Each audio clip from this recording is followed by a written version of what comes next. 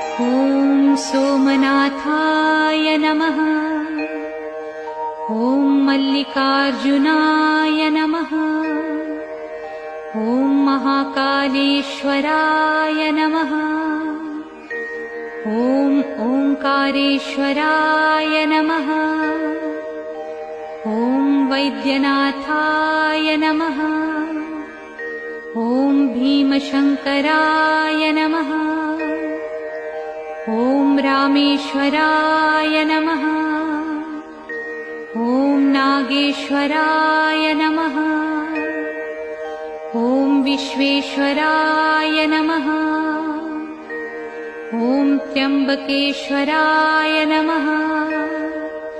ॐ केदारेश्वराय नमः। ॐ भुस्मेश्वराय नमः।